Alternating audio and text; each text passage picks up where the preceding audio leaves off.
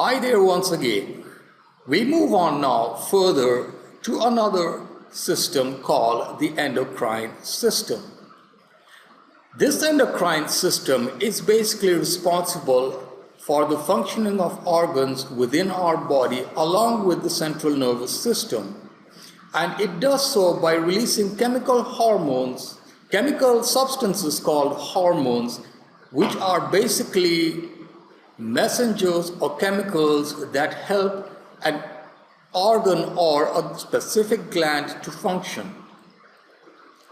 We will now have a look at what hormones are and how they function, and also what kind of hormonal glands secrete hormones and what kind of hormones.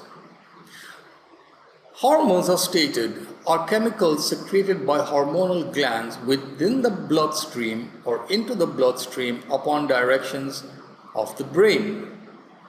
Each hormone has a particular role to play according to the nature of the stimulus in our surrounding. Hormones are involved in the regulation of several functions within the human body like growth, reproduction, and metabolic activities. So if hormones are not present, our body cannot function properly. There are different glands that are responsible for the secretion of different hormones, each hormone having a particular function. These glands are the hypothalamus, pituitary, the thymus, the thyroid, parathyroid, adrenal, pancreas, the testes, and the ovaries. Let's have a breakdown of these glands in the form of a diagram. We have our hormone glands. We have the hypothalamus, pituitary, the thyroid, parathyroid, thymus, and the pancreas. Further on, we have the adrenal, the testes, and the ovaries. Let's have a look at the description and function of these hormonal glands and the hormones that they secrete. The hypothalamus, this is present in the brain. It is responsible for controlling the pituitary hormones and regulating the secretion of hormones from the pituitary gland. To make this clearer, if you have a look at what the pituitary gland does, it secretes hormones like the growth hormone, which is responsible for the growth of the human body. So, if there's too much release of the growth hormone by the pituitary gland, it has to be controlled by the hypothalamus, because if too much of the pituitary or the growth hormone is released, then the individual will either be a giant, and if too less is released, the individual would become a dwarf. The thyroid gland, this secretes or produces a hormone called thyroxine. This contains a chemical called iodine. Iodine or iodine results in a disease called goiter or swelling of the neck. The parathyroid gland, on the other hand, produces, or basically are a bunch of 4 small glands embedded in the thyroid gland. So meaning that the parathyroid are these 4 glands that are actually within the thyroid gland and produce a hormone called the parathyroid hormone. This regulates the level of calcium and phosphorus levels in the blood so that we do not end up with weak bones.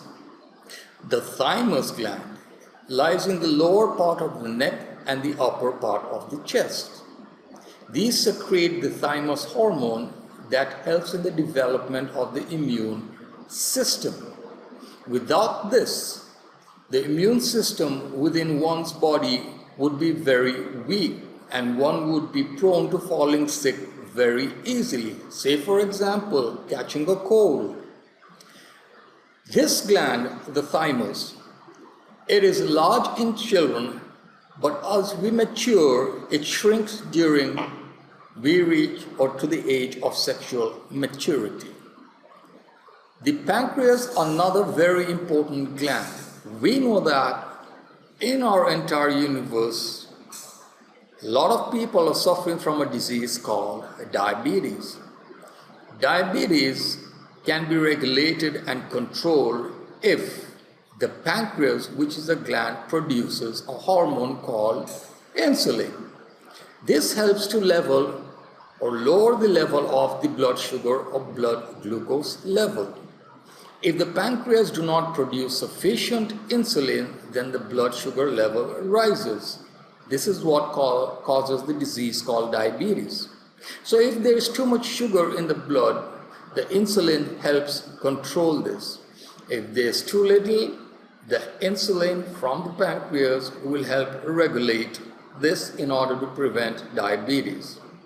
The testes, or the male sex organs, produce a hormone called testosterone. This is a hormone that controls the development of male sex organs and features such as voice, facial hair, it could be a mustache, beard, and it also produces the sexual gamete called sperms. The ovaries, which are the female sex organs, produce two hormones called estrogen and progesterone. Estrogen is vital for the development of the female sex organs, and features like the voice, skin type, mammary glands, whereas progesterone controls the changes of the uterus in the menstrual cycles. Now we've had a look at what the endocrine system is, what it's made up of, and the kind of hormones secreted. What we call the feedback mechanism relates to the amount and timing of release of hormones within one's body. When there is an excess or less secretion of hormones in the bloodstream, this can lead to the body suffering from diseases. If there is a lack of insulin, say for example, this can lead to diabetes, and too much of it can lead to a coma. As a result, the right amount of hormone must be secreted at the right time for the proper functioning of the body. This is the theory based on the feedback mechanism. I hope you've enjoyed the presentations. If you'd like to see more presentations, you can always visit us on our website at www.arrangeacademy.com. Furthermore, for a subscription, you could always check us out on Facebook at www.facebook.com/arrangeacademy. You can subscribe to us also on our YouTube channel at www.youtube.com/c/arrangeajaneacademy. Thank you.